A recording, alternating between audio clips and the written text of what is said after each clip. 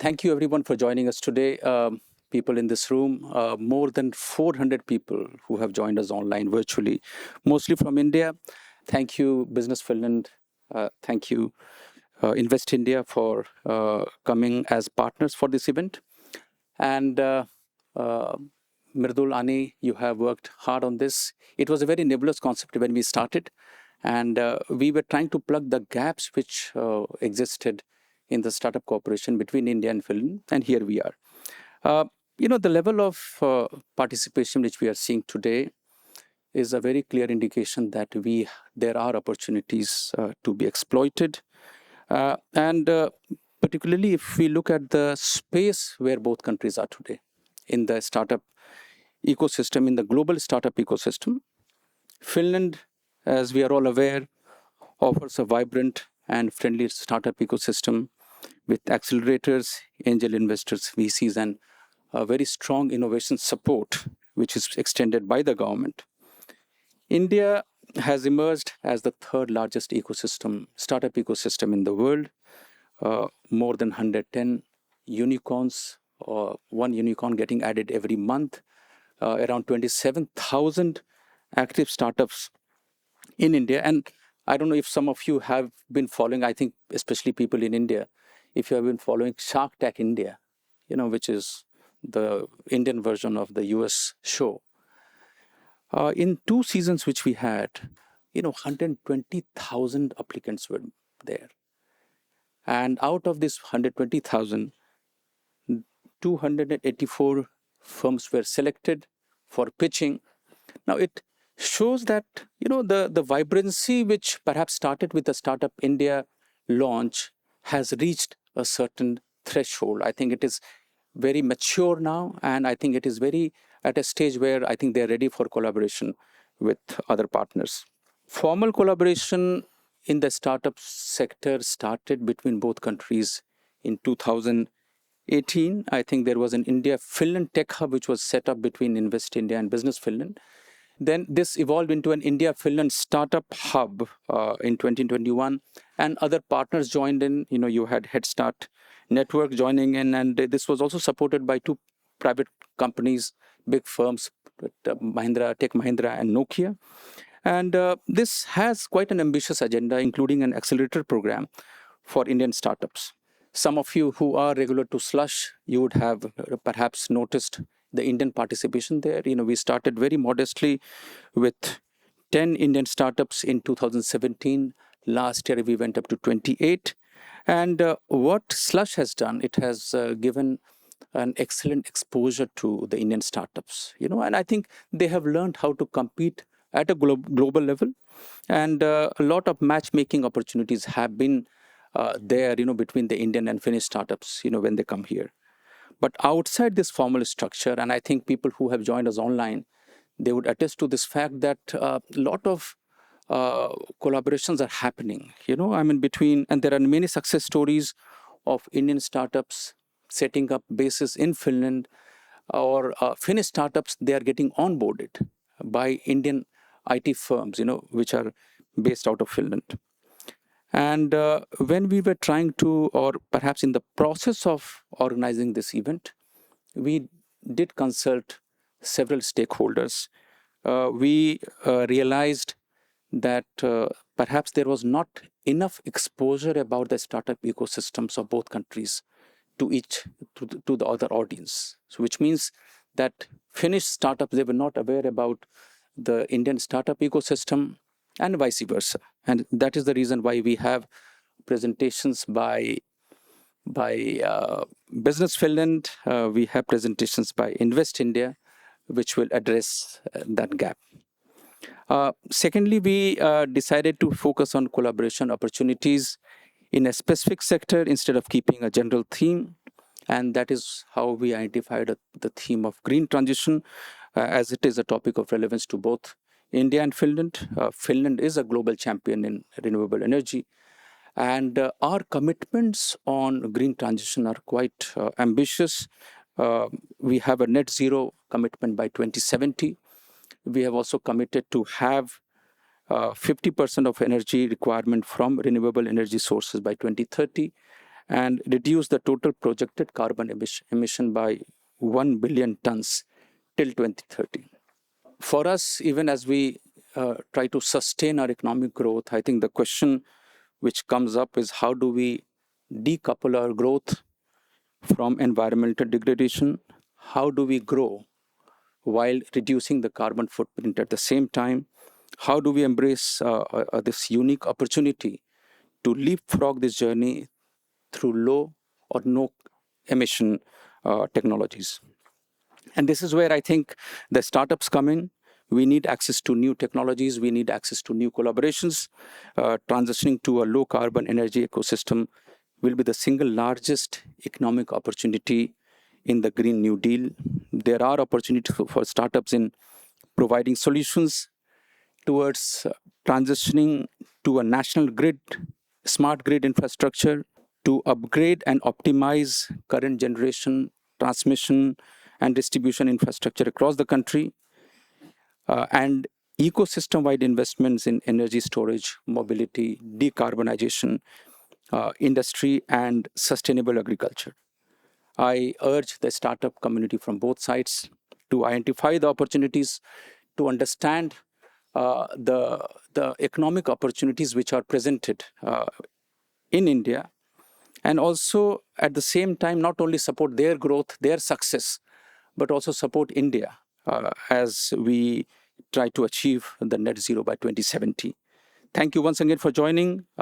Please connect to each other, but if there are any ways in which the embassy can support you, in which Business Finland, Helsinki partners, I can see Sandeep here, Invest India can support you, please feel free to reach out to us. Thank you very much. Thank you, Ambassador Kumar, for your valuable remarks. I think you summarized the challenges and opportunities really well. Now let's move on to our next session, where we'll gain deeper insights into the startup ecosystem of India. We have two esteemed speakers for this segment, Astha Grover, Vice President at Invest India, and Dr. Surbhi Gupta, Senior Manager at Startup India. Thank you. Thank you so much. Thank you, Ravi sir, for setting the context very well, and for the entire team for bringing this all together. A very good morning to all the friends and colleagues joining us from Finland, and a warm good afternoon to everyone joining us from India today. Over the years, India and Finland have had a complementary strength in their startup ecosystem, giving opportunities to both the side. And the establishment of the India Finland Tech Hub that was earlier launched back in 2018, revamped again in the following years, gave a great opportunity to people to sort of connect with each other, explore the markets, and explore synergies.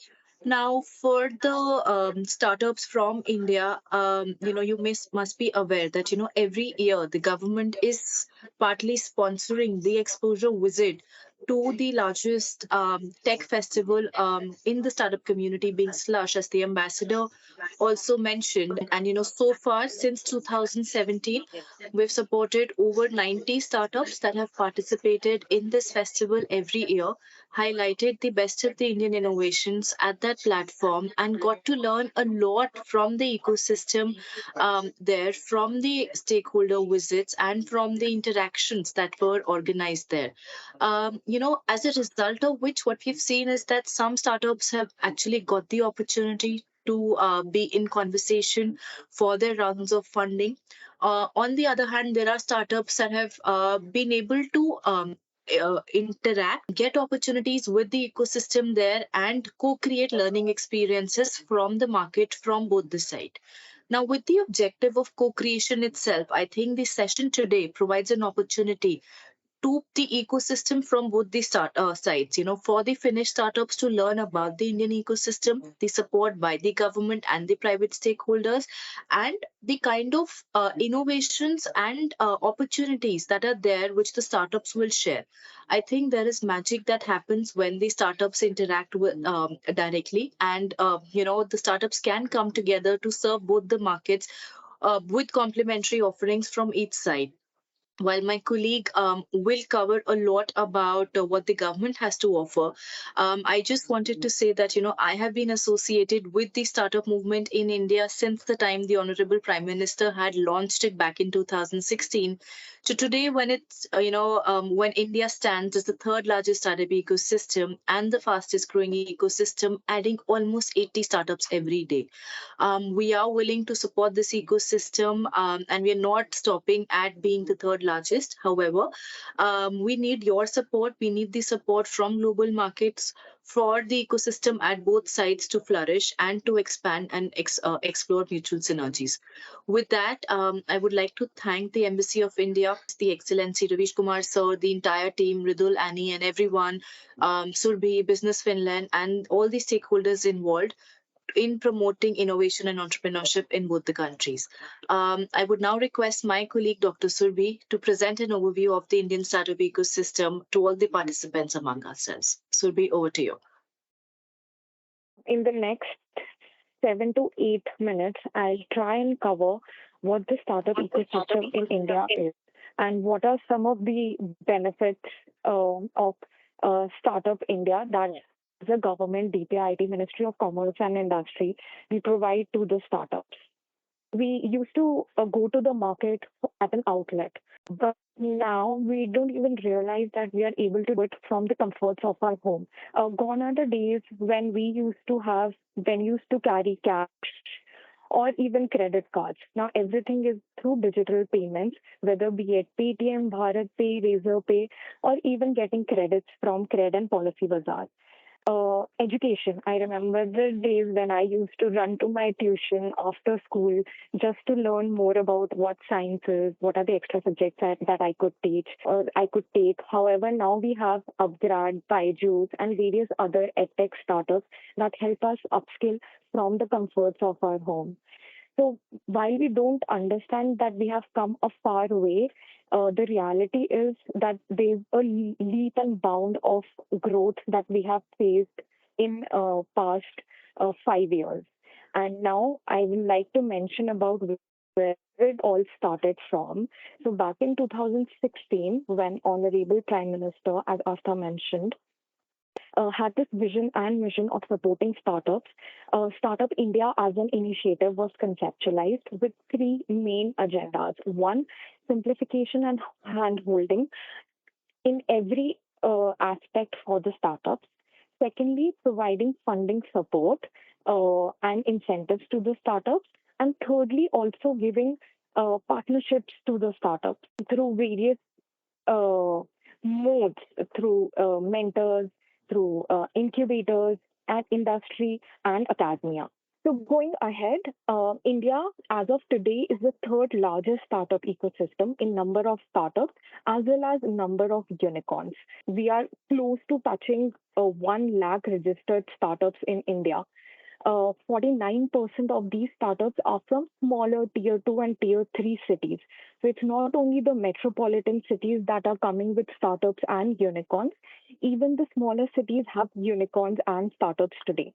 Startups have made India not a place for only job seekers, but also job creators. On an average, each startup is creating 11 jobs per day per startup. To give you an example, we have this startup urban company. Many of you would have heard about it.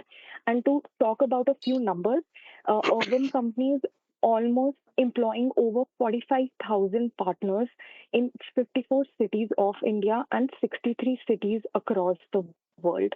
So this is what startups are bringing to the world in respect of job seekers, job creators, and wealth creation.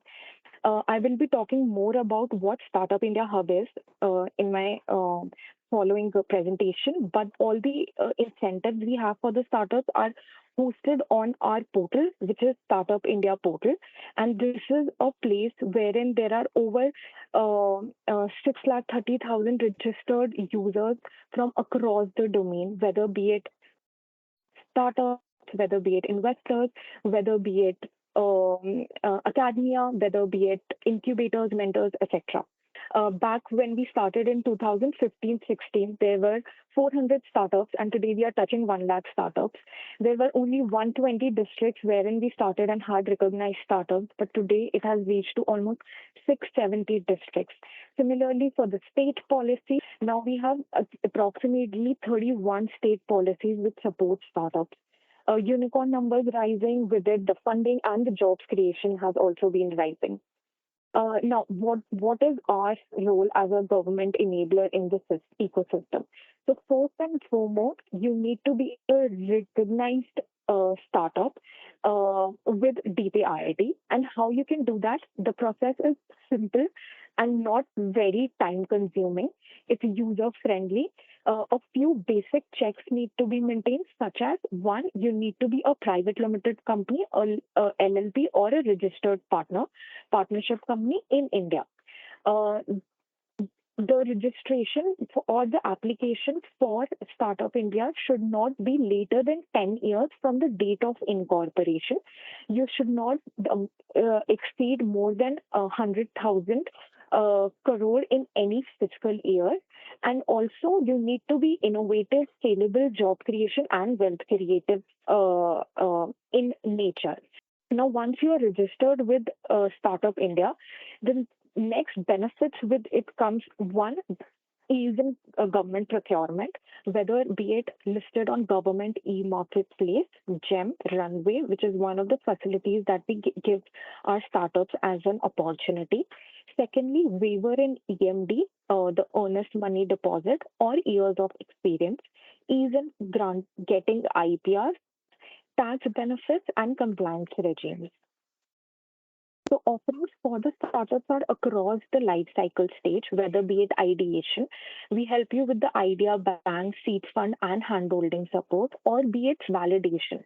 For example, the learning and development program, the incubators, various pro bono services through our resource partners, Amazon Web Services, Legal Wakil, etc., and also master classes for you to handhold and move into the early traction stage. For early traction startups, we have our support with respect to the pitching sessions, wherein you could showcase your product, meet investors, showcase through demo days, get mentorship support, as well as market access support through both national and international markets. Lastly, in the growth stage, we have our venture funding capitalist support, the accelerate support, and also we have our national startup awards, wherein they get special support vis-a-vis various hand-holding pillars. The applications for national startup awards are open as of now, and if you're interested, please do apply for the same. The various funding programs that we support with are one, the seed fund, and we will be happy to give you more details also on the same. Maybe if you could write to us on email, we'll share all the details with respect to the seed fund, the funds of fund, and also the credit guarantee scheme that we have. This is the Startup India Hub that I was talking about, wherein the startups could be supported with respect to various hand-holding support, learning and development programs, meeting mentors through marquee programs, getting to know about various schemes and policies that not only Ministry of Commerce and Industry offers, but also other ministries offers, and also just upskilling with various publications and reports that we have a knowledge bank repository of on our website. So, in interest of time, I'm going to skip what the domestic market access is. We'll be happy to give more details on it, but essentially, there are various central ministries that we work with in association, also various corporates that we work with, and also the government e-marketplace that I mentioned about, through which our startups, recognized startups, get an opportunity.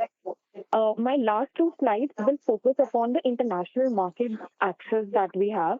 We have 17 bridges as of today, and we launched our Finland bridge in 2018. We have other models of partnership as well, wherein we conduct pitching sessions with our partners in different countries. One example is Jetro, Japan. we have mentorship sessions with our partners and mentors in other countries. For example, the US model. And we have also corporate challenges with other countries and partners. This is just a glimpse of the various showcase opportunity at various global platforms that we have presented at. Slush being our primary most event wherein we have been participating in 2017. Others are World Economic Forum, Dubai Expo, Cannes, BIPA, etc. That's all from my side. Asta, if you want to add anything further, please feel free to do so. And we are looking forward to your interest and we'll help you in whichever possible way we can. Please do write to us and we'll connect you with the right teams as well. Thank you. Thank you, Ms. Grover, and thank you, Dr. Gupta, for the information-packed presentation. Now let's shift our focus to Finland and gain insights into the vibrant ecosystem of Finland. This session will be useful for more than 400 startups from India who are keen to learn about the startup ecosystem in Finland. Please welcome Ms. Hanna Riski, Senior Advisor at Business Finland, who will shed light on opportunities and resources available in Finland for startups.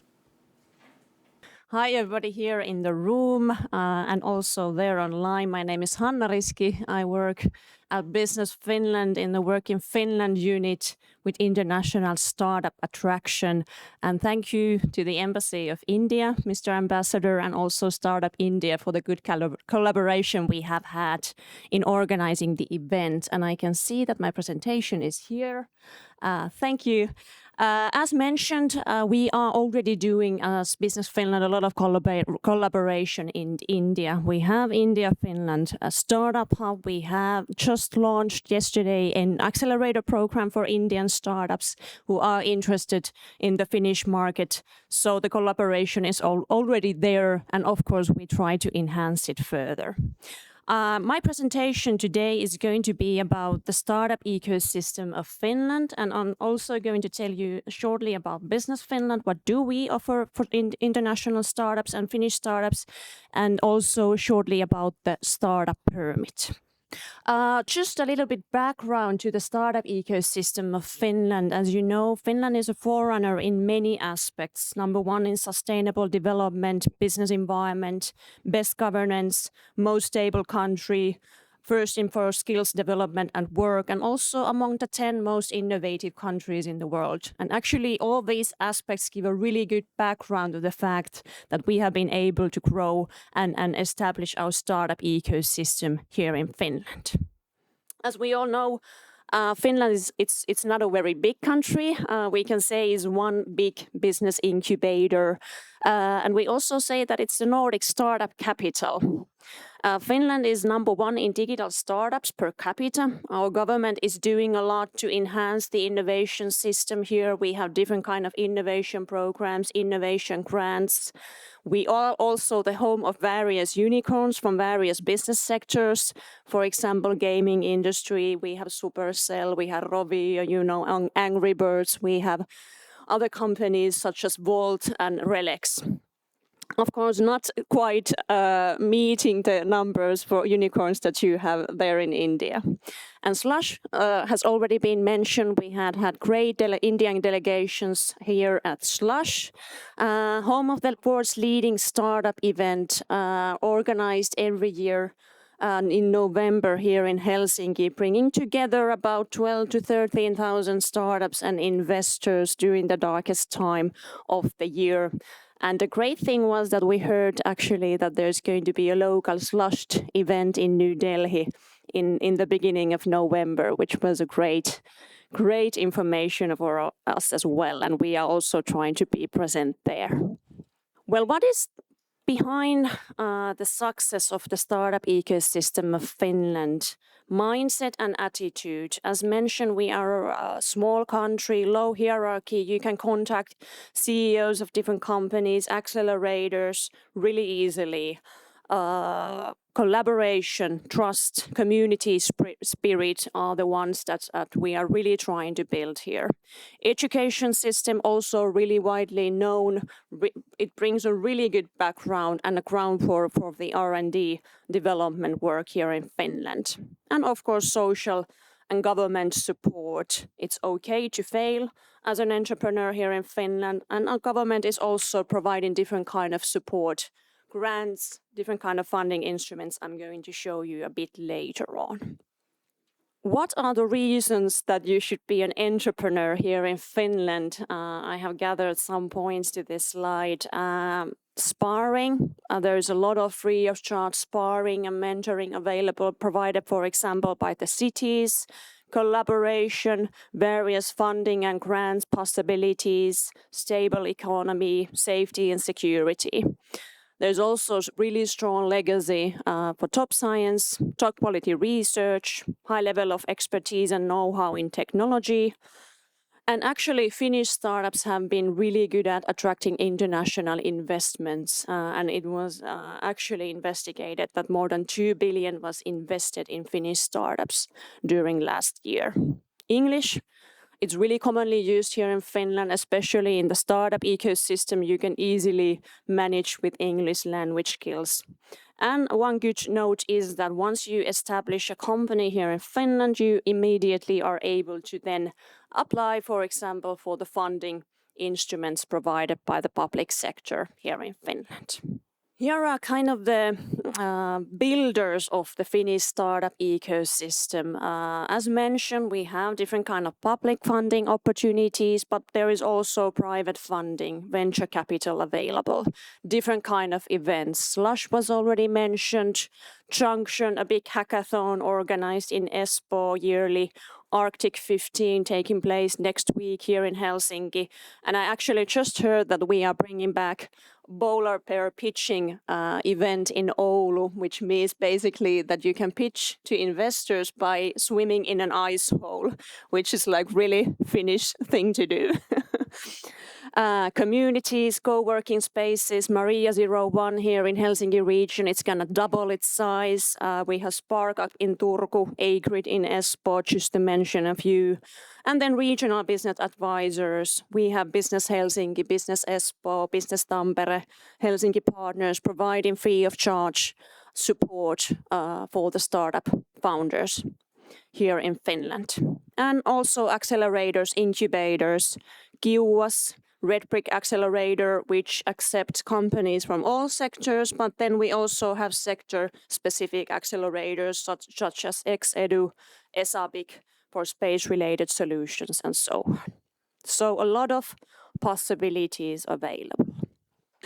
Business Finland. So I'm shortly going to introduce my host organization to you. What kind of services do we provide for startups? But basically, Business Finland is a governmentally owned public organization. We have about 760 experts working for the organizations in over 40 locations all over the world. We provide funding for research, development, innovation activities. We support Finnish companies' export and internationalization activities, also attract investments, and we are also involved in the attraction of talents and international startups, and also promote Finland as a tourist destination.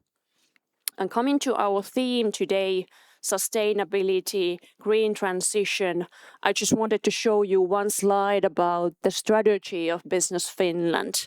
As you can see from this slide, sustainability is in the core of the strategy of Business Finland. Our purpose is here mentioned that we generate prosperity for Finland by accelerating our customers' sustainable growth globally. We want to help our customers to develop new sustainable solutions. We are going to hear a couple of examples of our customers today. And also the society we want to support to become a superpower in sustainable development. Shortly, Business Finland services, as already mentioned, guidance on internationalization. Our locations and offices all around the world provide our clients with market information, local contacts, funding opportunities, programs, which means that basically we are bringing a group of companies from a specific sector together, different kind of training activities, events for those companies, and also providing innovation funding services.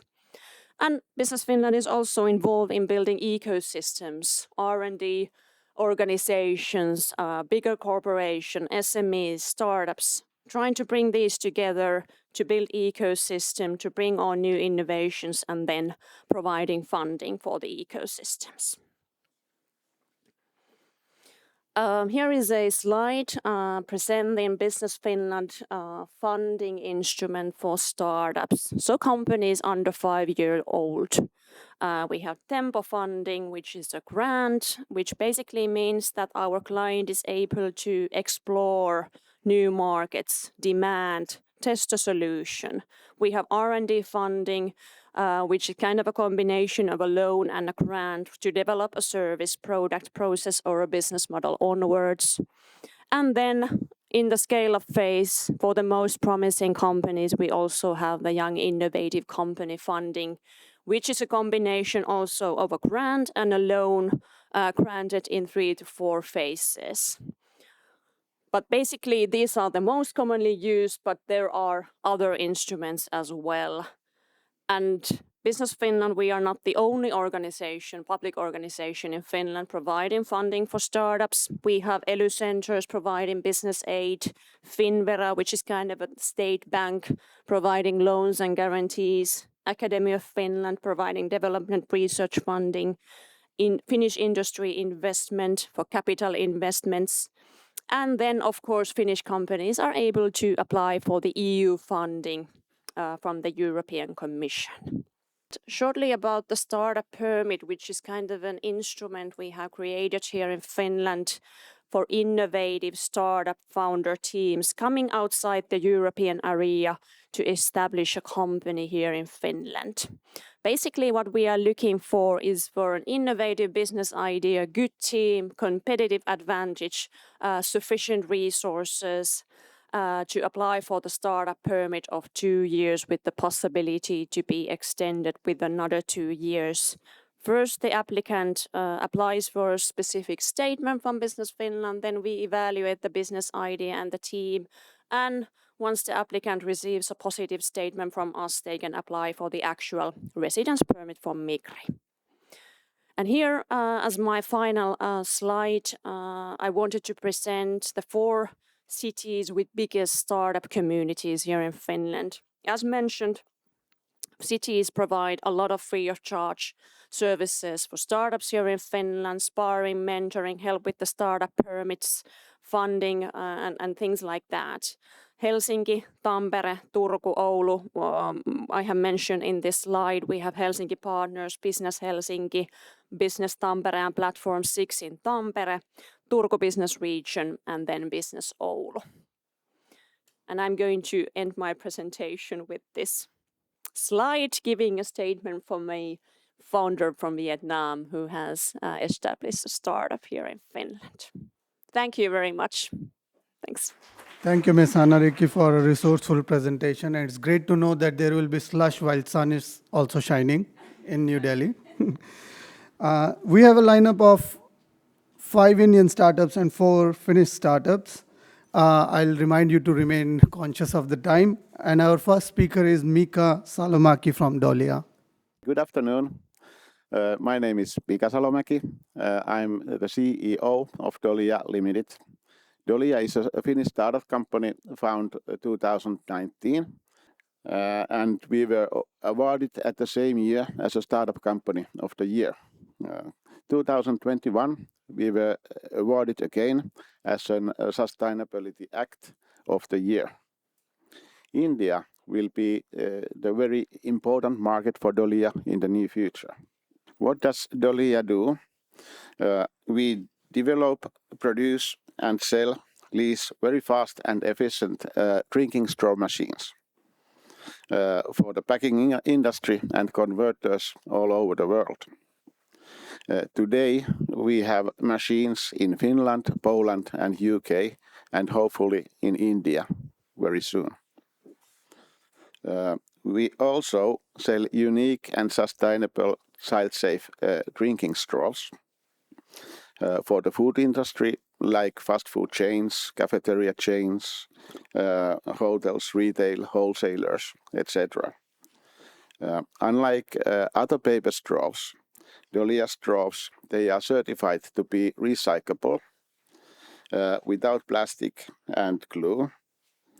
And this way, Dolia straws will tackle the climate change and pollution.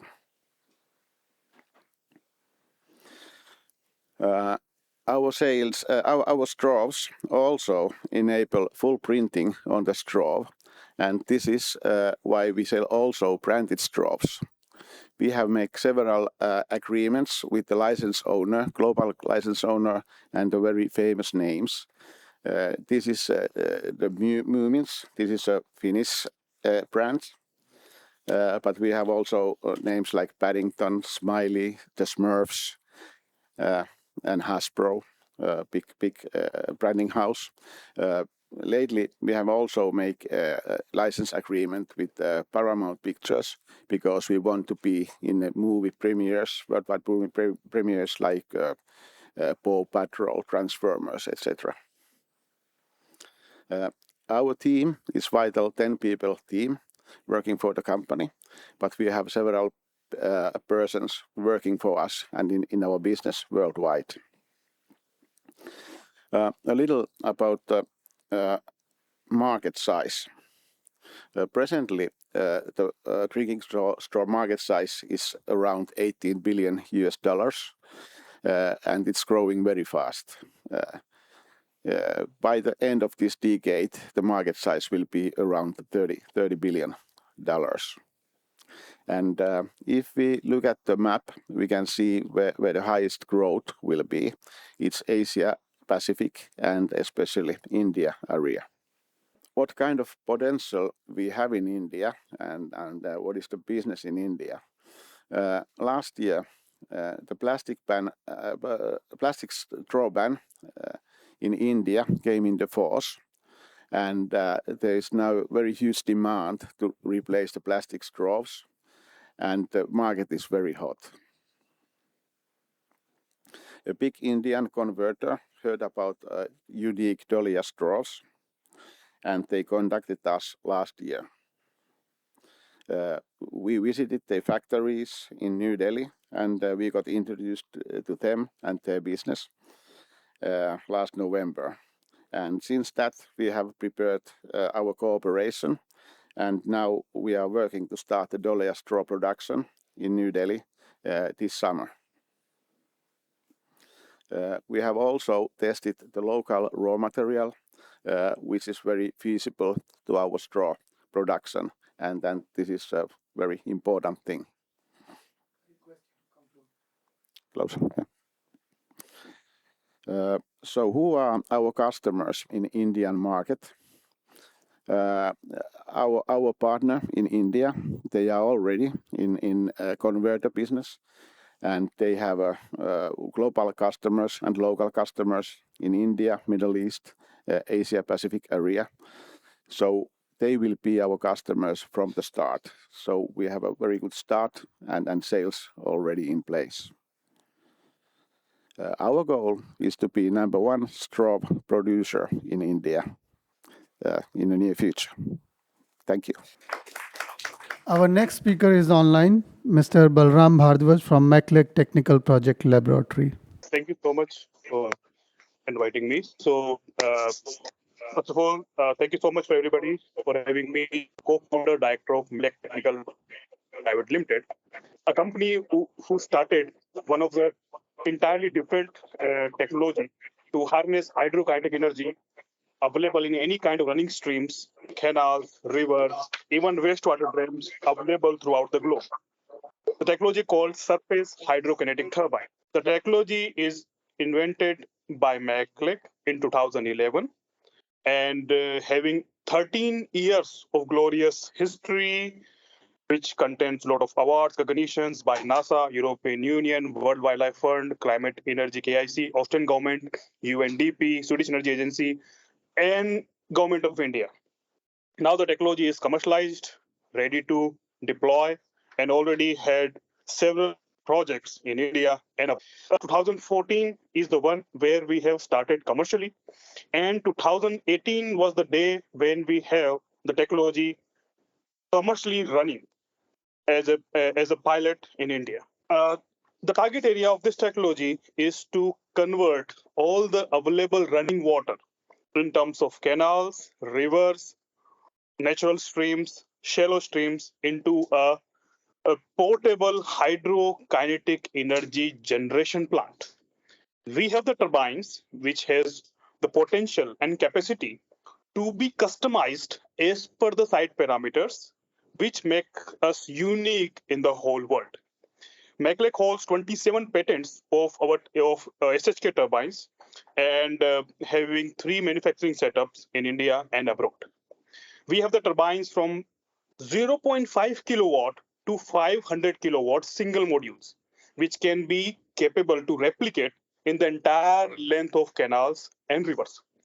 As example, if you have a canal of 12, these turbines can generate approximately 1 megawatt per kilometer without making any structure, dam, pondage, or anything.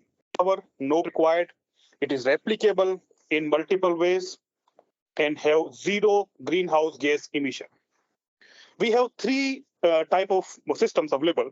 One is for the major rivers and canals for a floating kind of turbines. Then we have fixed type of turbines for the small canal networks like micro canals having 1 to 9 meter width at the cost of 1.1 to 1.9 million per megawatt we can deploy. And we have the world's most unique renewable energy storage system, which can convert any pondage or any seashore area or any low head area, like up to 10 meter head area, into reliable long duration bulk energy storage. So for the floating kind of turbines, I would like to show you how this can function. So suppose if you have any kind of canal, just a single wire rope is required to deploy these turbines to generate electricity. It is completely customized, so we can deploy these turbines customizedly to any capacity. And after one turbine, we can deploy multiple turbines, one after another, having 100 to 150 meter wake recovery distance. And the generated power can be step up, step down, or can be stored as per the requirement of available utility. In the case of fixed type turbines, this technology is most ideal for irrigation canal networks and the small streams which we have in Himalayas and in Europe. In most of the areas, Europe has many small streams and canals. Like in Netherlands, I have been there also, in Finland and anywhere. So this can be ideal site turbines to be deployed in this case scenarios. Third is surface hydrokinetic energy storage system. This is one of the most viable solution for Europe, specifically to store the intermittent power generated by solar and wind turbines and to store in a bulk energy storage capacity like a water storage and utilize this power whenever they require. This system can be deployed in a floating condition, in the ocean also, or in a fixed type condition of by transforming your existing water reservoirs and dams as a bulk energy storage system. So comprising of all 3 technologies, we can say that by providing the most reliable, customizable solutions, not only to generate hydropower from conventional canals and rivers without making any structures, as well as to store the energy at any possible storage capacity without making a dam of up to 50 to 80 meters high and converting into energy storage system with a life of 25 years and the cost of at least minimum 1.5 cents to maximum 5 cents per kilowatt hour. Our commercial journey has started in 2014, as I told you, and right now we have $41 million of orders in hand, which we are executing in India, US, and in Middle East and Central Asia. Right now, I'm in Central Asia in Tashkent. We have 2 factories here and a 52 megawatt project I am executing here. So the strategy for this joint collaboration, I would like to extend my sincere, collaboration interest to the Finland partners and Indian partners as well. We are ready for BOT and EPC-based systems. We are also ready for joint ventures like what we have done with the government of Uzbekistan and various government organizations in India. And as this technology has zero carbon emission impact, then this technology is very well suitable for the international funding Mr. as well. Bhardwaj, sorry to interject, but As please far as the team conclude. is concerned, Thank you so much for listening me to question. I'm open for questions. Thank you, Mr. Balram. Our next speaker is Mr. Akash Soni from Indigenous Energy Storage Technologies Private Limited. So Indian Energy works in the area of sodium ion battery and its components like hard carbon, sodium ion cathode, sodium ion electrolyte. We aim to develop.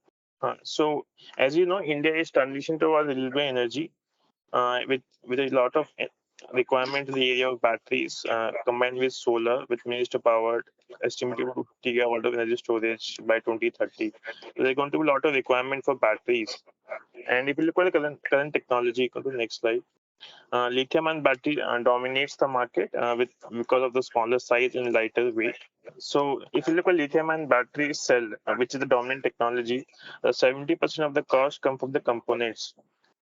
Is the graphite or the lithium-based cathode or electrolyte. If you look at even though there are a lot of work has been done and a lot of commercialization happened for lithium-ion batteries, the countries like India and even Europe simply do not. As India is turning towards renewable energy and the whole world turning to renewable energy, there's a lot of demand for batteries, and currently the best technology is lithium-ion batteries. But if you look at the components that are required to make lithium-ion cells, the lithium, cobalt, or nickel are not available in India and even in Europe also. There's a lot of need for an alternate battery technology that is made from materials which are abundantly available throughout the world, including India. So the best technology really is sodium ion batteries. So Indian Energy is working on developing an end-to-end solution, right from developing the materials like the hard carbon, sodium ion cathode electrolyte, to make the sodium ion cell for industrial application like electric two-wheelers or three-wheelers, solar element gate storage, UPS inverter batteries, SLI batteries, etc. The sodium ion batteries now deliver performance similar to lithium ion batteries of energy density close to lithium ion phosphate batteries. The batteries of sodium ion battery are much more safer than lithium ion batteries because of the less volatile electrolyte. The form factor is same, the manufacturing process to make sodium ion cell is same, and more importantly, they're made from low cost earth abundant materials. So Indian Energy is working on developing this, working on sodium ion pouch cell, hard carbon sodium ion cathode, the innovation for the products. Our first innovation is the use of agricultural waste to develop this hard carbon, one of the world's highest capacity hard carbon sodium ion batteries.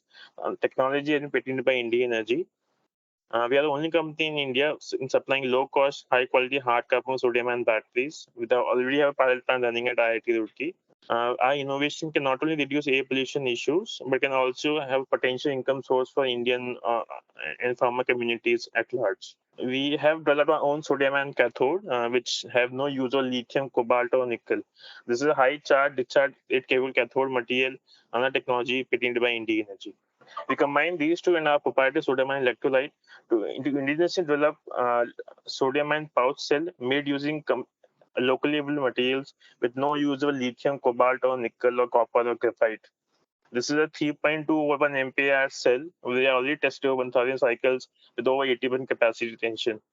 And if you look at the product differentiation, compared with lead acid battery or lithium ion phosphate battery, the energy density is close to LFP batteries, almost 4 times of a lead acid battery, but similar nominal voltage to LFP batteries, with our battery being made from much more safer and abundant materials, and our battery being much more safe. And we estimate that this can be used for applications like electric two-wheelers, electric three-wheelers, a huge application of solar element grid storage, solar street lights, so other small applications. If you look at the abundance of the raw materials, India generates about 350 million tons.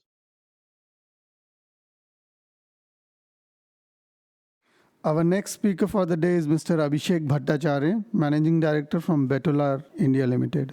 Yeah, hi. So I'm Abhishek Bhattacharya. I represent a company, a Finnish startup company by the name Betolar OY, and I am the managing director for India. So we have presence in India as well as Vietnam, Indonesia, and many countries in Europe. But we are headquartered out of Espoo in Helsinki, Finland. And Betola basically provides circular economy solutions for sustainable construction. So we are basically into the business of providing technology and activator chemicals and solutions, which basically help in reducing CO2 emissions and the consumption of natural resources. So we help our customers mostly in the construction segment to lower their CO2 footprint by up to 80% by providing solutions which are 100% cement-free materials, and it helps in producing concrete without cement. And the application areas are listed on the top. You could see, so we cater to many segments that includes infrastructure, a lot of the construction segments, and we have a segment which also addresses the mining sector as well, which is utilization of mine tailings. So we are a startup which has around 60 employees at this point in time, and we basically are also listed on the Nasdaq First North Growth Market. And we have been basically piloting in extensively in Europe and Asia for customers from 2021 and early 2022. And we have been very successful in it, and I hope we can take this forward. On the left, if you can see, we basically compared our solution, so which is 100% cement-free. So we provide the activator chemicals, which are the geoprime activators, and we also utilize industrial side streams like fly ash and slag to develop optimized mix designs to produce concrete, which is again 100% cement-free. That results in lowering the carbon footprint of the construction industry, who basically use these products, and basically the emissions get lowered by 80% and having the same technical performance as normal concrete. So thank you. I look forward to your questions. Our next speaker for the day is Mr. Balaji Bangaloi Lakshmikant from RenQ Private Limited. I'm the founder and CEO at RenQ. We have a new type of solar panel, which basically lowers the cost of the solar energy. So basically, right, with the solar panels, the problem is it works only when there is peak power, right? Peak solar energy is available, right? Probably in the peak window of 11 to 2. So what happens at December 21st, 9 a.m. is you only get about 50% or 40% of the rated power. So how we solve the problem today is we add a motor and a gear and move the panel to track the sun, similar to how a sunflower is tracking the sun. But the problem with this method, which has been there for 40, 50 years, is about, right, it's capital intensive maintenance, and it's available only in large scale utility projects, right, not suitable on rooftops. So what we have is a world's first motion-free optical tracking. There is no moving parts, it's motion-free. And the tracking is done via a geometric design on the glass, which redirects the light and provides up to 40% increase in energy. There is no maintenance because you just have to clean the glass. Nothing else needs to be done. There is no electromechanical. There is no coating. It's normal glass with a geometric design. It will work with any kind of solar cells that might come up in the future too. So it is future-proof in that sense. So how did we come up with this glass design? It's a AI-based design, part of AI, which is called a topology optimization, similar to how you see a chair has been designed iteratively to hold a human being, achieve the same objective function of a stress and strain, but reduce 90% of the materials. We have done the same with glass. We have made the glass to understand the complex movement of the sun and redirect it, thereby you increase the energy from the sun, right? And thereby increase the efficiency of your solar panels. So there are several solutions available. The mechanical tracker is something obvious. We already talked about it. There is also a mirror-based solution. You can have a mirror, but the problem with that mirror-based solution is it will create hotspots. There is also this MIT-based solution, which provides compressed air to move the panels instead of motors and gears. And there is also Insolite, which provides concentrated cells. But by far, RenQ provides a sweet spot in terms of price and maintenance. So there's other benefits. Because of the design of our panels, we can use the land underneath our panels 100% of the space, right? So we can make it useful for 100% agriculture and also generate, use the land above for 100% of the solar. This is a sample from a 10 kilowatt pilot that we have done in a Telangana university here in Hyderabad. In terms of what does it cost, right? For instance, with tracking, you for a 100 megawatt system, you may have to spend about $13 million, but with our solution, we spend about $5 million. We should be able to get this money back within 2 years. That is $7 million. We should get it within whatever we invest. We should be able to get it within a 2-year period. So in terms of recognition, we have been selected in NREL Growth Forum 2022. We have been awarded as a top energy startup by BP, and we have pilots scheduled by the end of this year in Queensland University in Australia and Halliburton Labs and several parts in India. We are seed funded right now, and we are looking towards Series A in the next 6 to 9 months. This is our team. Primarily, we come from a Cisco background. I myself, a founder and CEO, I have about 13 US patents. My co-founder Lakshmi has about 15 plus IEEE papers. And Deepika also comes from a rich research and technical background. That's from our side. If there are any questions, we'll be happy to take them, or we can connect later. Thank you. Thank you, Mr. Balaji. Our next speaker is Mr. Tony Marianen from Manna Insectoy. Good morning and greetings from Portugal. So my name is Tony Marianen. I'm head of sales and business development in Manna Insect company in Finland. So what we are doing, we enable converting organic waste in the insect protein and fertilizer. This is not actually any unusual or because it's kind of quite common, because basically everyone in the insect industry is doing the same thing. They converting organic material into the insect protein and fertilizer. What is different about Manna is that we are doing it differently. We are doing it inside the container space, and with our one container, it is possible to upcycle over 10 ton of organic waste. We are using black soldier fly as most in the insect industry, which is has the best conversion rate among the insects. It's also really tolerant and not too picky about bio-waste source.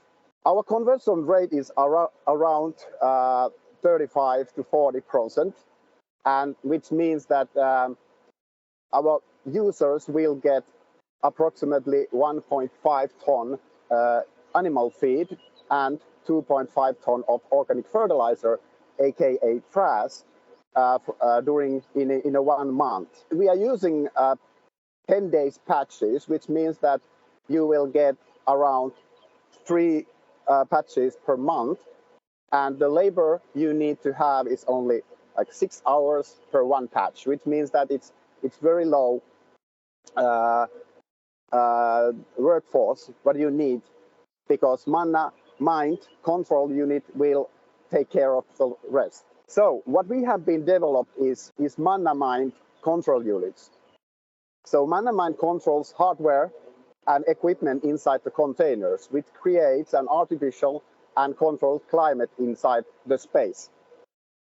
Manna Mind will adjust and maintain and give the optimal environment, BSF, black soldier fly, to grow and breed.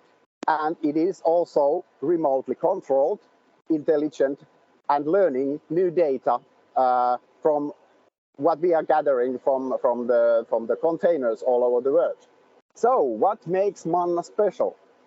Well, first of all, in my opinion, is that the most important thing nowadays is low power consumption, whatever we are doing. So 1 container power consumption can be, in average, less than 600 watts per hour in the warm countries like India. It also enables using a solar powered system or another renewable energy source. So what else? Our container solution is very easy to assemble and maintain, and most of the stuff and equipment, hardware inside the container can be bought from the local hardware store, which means that it's very low cost way of starting BSF business or insect farming business all over the world. It is also fastest way of starting BSF business, and it is profitable from the first container. It is also flexible way of scaling up and down depending on the demand. And let's say one container can consume 1 ton of bio-waste, you can scale it up to, let's say, 100 ton per month. It is also mobile, so you don't need large infrastructure around the container.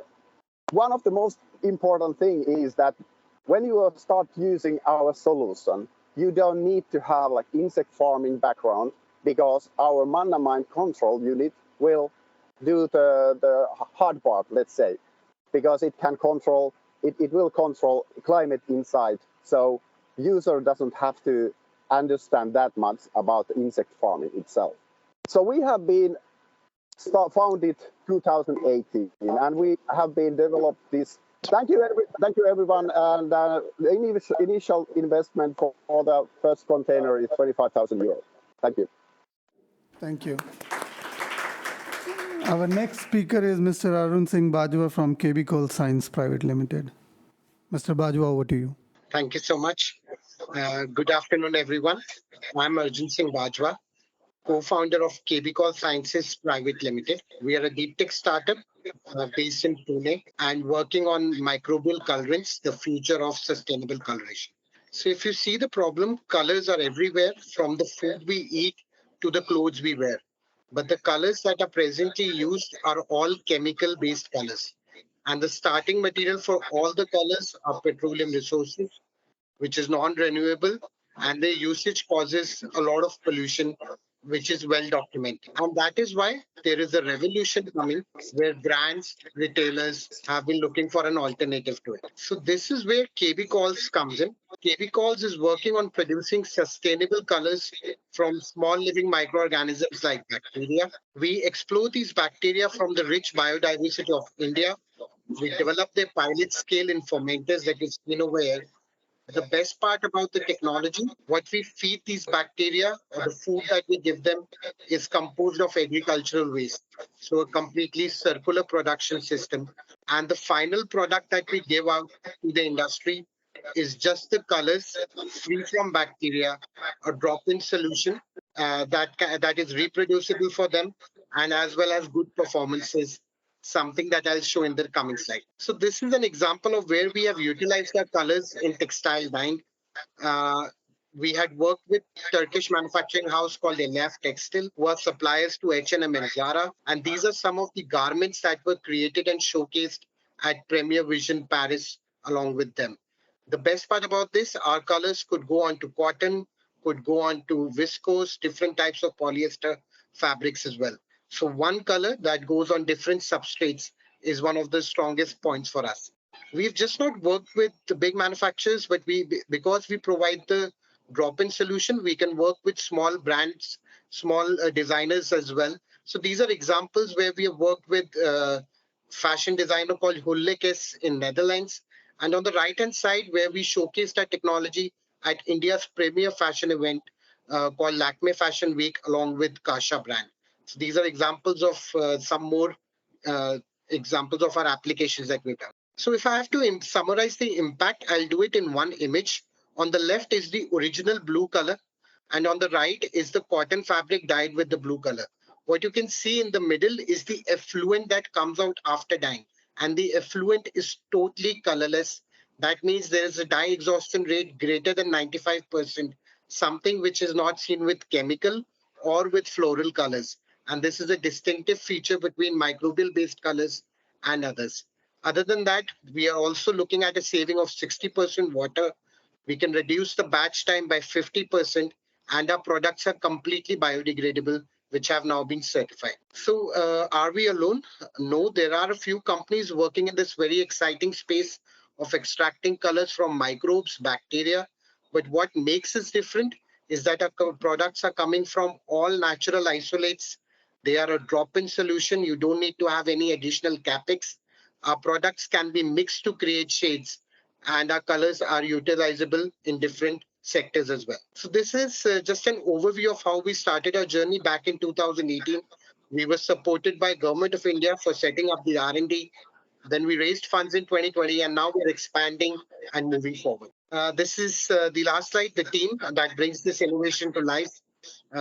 We are a young team of researchers, scientists that are working in this area. You can connect with us on LinkedIn as well as through our website. Thank you very much. Thank you, Mr. Bajwa. Our next speaker for the day is Mr. Eero Oksanen from Fortus. So hello, good afternoon for everybody. So I have here 2 slides about us. Our company name is For Us. As you hear from the name, we are aiming to make the world a better place, as the other speakers were also telling beautiful about their stories. For us, very important is that we do stop the climate change, which is our mission, profitably. And this means to us that instead of doing anything, we always try to optimize and do the thing that needs to be done the most. And I was actually thinking myself that Indians, actually, you're very good at this. You Indians are doing this stopping climate change profitably in a very good way, because in no country there's as many vegans as in your country, and the society is richer if it's a vegan than in this not so energy efficient meat production scheme. We've been founded 2015. We have a team of 20. Last year we had a turnover of 3.3 million and I had a profit of around 1.4 million. So we are small but growing. And in order to stop the climate change, we do this by scaling better solutions. And for us, the scaling could mean anything that needs to be done so that good solutions will be integrated more into the society. We could sell, we could finance, we could do project management. Funnily, our biggest customer is Better Energy, which is a leading solar energy company in Scandinavia. They install, finance and sell solar electricity. And For Us is enabling Better Energy to build grid-scale solar on a scale never seen before in Finland. We will get the land and we get the permits. But obviously For Us is more of a platform than a company, and we are looking for new services and new products that we could sell in the future that has a potential of more than billion euro investment. So we're not doing for small things, but maybe one day we'll be doing something also in India. So thank you so much for this time here. Our next speaker for the day is Mr. Tushar Chauhan from Exofield Engineering Solutions. So my name is Tushar Chauhan, and I am the founder and managing director for Exofield Engineering Solutions. And I am the managing director for Exofield Engineering Solutions, and we are a bootstrap, profit-making, small organization. But we have made multiple groundbreaking US patent and international patent and inventions, products in the energy and engineering arena. Yeah. So what we are doing is essentially we are working in the geothermal area. And to retrieve oil and gas energy, drilling is traditionally done about 6 to 8 kilometers down the ground, many times horizontally. And the most front-end and complex tool which is used for drilling is the PDC drill bit. It is made up of about a few hundred diamond cutters, and which have to go through extreme operating conditions as they cut through the formation. Now, what we would like to do is, shift the oil and gas industry towards geothermal. If you go up to 8 to 10 kilometers down the ground, you will get a temperature gradient of 250 to 300 degrees centigrade. And what we would like to do is, even at right where your power stations are, drill down up to 8 to 10 kilometers down the ground so that you can inject water and get out steam. But the problem with this front end tool is that it is made up of all this tungsten carbide diamond cutters, and as they drill, currently the technology does not exist because as the temperature goes beyond 150 degrees centigrade, it start falling apart. And one of the major reasons why this problem is because the drill bit, which weighs around about 100 to 300 kgs and has about 8 to 10 tons of weight piggybacking behind, it never reaches back to the manufacturer. And also there is no mechanism to do forensic analysis as the driller is drilling. The drilling operator is using the PTC drill bit on the field. So what we have done is there exist the completions, from where you can lift the heated steam back from the geothermal energy. But the problem was that there wasn't a system available where you could actually look at hundreds and thousands of your drill bit runs and then use that to optimize and improve the design of the drill bit. And so we are, of course, champions in drilling technology. So what we did is we have, even using a smartphone or a very customized device, we essentially built a system that could actually scan the whole drill bit on the field. And we not only, it could essentially capture the full dynamics because this cutter go through essentially wear and tear, as you can see. And we not only could build a 3D model of it, but we actually built a full autonomous system which could look at about hundreds and thousands of drill runs and find out what exactly the design flaw exists inside the tool, so that the working of the tool can be significantly improved. And the whole idea to do this was so that the drill tool is improved, and then the range of the drill tool can be 6 to 7 kilometers down up to 8 to 10 kilometers. So what we did is we partnered with the largest diamond cutter manufacturer in the world, which is used for this PDC drill bit. And for the last 3 years, we have been working with them to build a whole system that can look at this whole PDC drill bit and improve its overall working and improve the material design, the whole design of the drill bit, so that we can go more below on down the earth and reach up to 8 to 10 kilometers with an objective, so that we can get the steam up.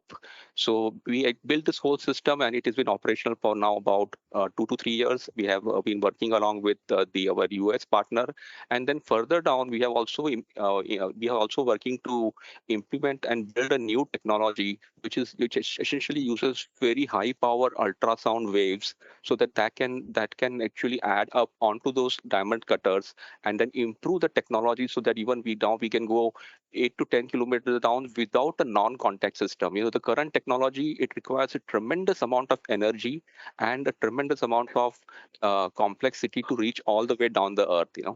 And so what we have done is we not only built the system which can operate with a smartphone, so we use LiDAR, we use time of flight camera, we use color cameras, and we obtained the 3D model and the faults. We built the system which can automatically find the faults. And so we built a full inspection framework. And this inspection framework we have later added a hardware platform to this framework, so that, we have a small adapter which can be attached to your smartphone and can do a lot of other environmental sensing. And one of the applications which we are now furnishing is for furnaces, where you have liners in the furnaces, and they also build out different types of faults, so you can scan it and you can do it. We have also implemented. Mr. Tushar, I would request you to conclude, please. Yeah, sure. Thank you. So we are essentially an engineering a product development company. And what we have been doing is we have been taking a very different route, a completely bootstrap company. We have made about 1.5 million, started in 2018.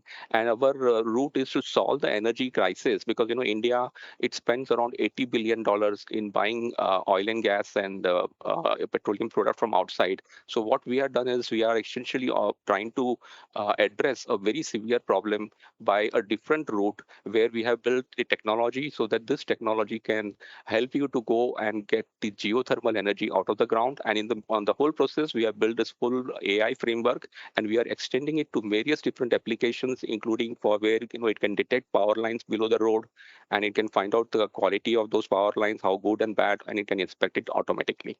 Sure. So that's a very summary. Sure. Thank you, sir. Thank you. Green transition is an idea that requires collective actions, and many of the startups are here only to profitably to solve the problems of climate change. It is very important to understand this from the perspective of trade and investment. And in this regard, I will request Mr. Kimmo Siira, Councillor Trade and Investment, Embassy of Finland, India, to share his views on the topic of green transition and deliver the closing remarks. First of all, I want to thank the organizers, especially the Ambassador Kumar, on inviting me on to speak today. I have a privilege of being the last one, so I will keep it short. This has been tremendously good experience again. It's like brings a lot of understanding on what you guys actually do and how to make this green transition happening. And if I look at the green transition in generally speaking, it cannot be done without startups. The work what you guys do, whether you do a deep drilling, a deep heating, or a solar power, or whatever, I mean, petolars, a cement additions, they are all extremely needed, I mean, to take the transition further. And that's why, like I said, I'm extremely happy to hear that what you guys are doing. Like I said, I come from the power and energy industry where the big used to be beautiful. Now it's not anymore. And that's why we challenge the startup companies to come up with the better solutions to take the green hydrogen and the smart grids to the further so that we can utilize more and more about this green transition. So we are touching an issue that it's going to be extremely important for the next upcoming years. Whether we look at the thing in India or in Finland, and there's a lot of things that that we need to kind of like start doing much more closely together. We have been doing many things, like we have bits and pieces here and there, and we have been working with the Ambassador Kumar quite a lot. That's, I mean, as you can see, even Ambassador Kumar hasn't seen this yet, but we're planning to introduce a DESI initiative. And for the Hindi speaking, I mean, you understand what DESI means. I mean, for the Finns, DESI in Hindi means local. But it also means digitalization, education, sustainability, and innovation. I can't remember who asked the question regarding the universities, because this starts with the universities, it starts with the skills and knowledge transfer, it starts with the higher education, it comes to the innovation and R&D, and then we take businesses and startups with us, because we are getting to the uncharted territories. On we don't know what's going to look like in next 10 years, how the energy grids are going to take it, how the green hydrogen are we going to do power to X solutions, and so on and so forth.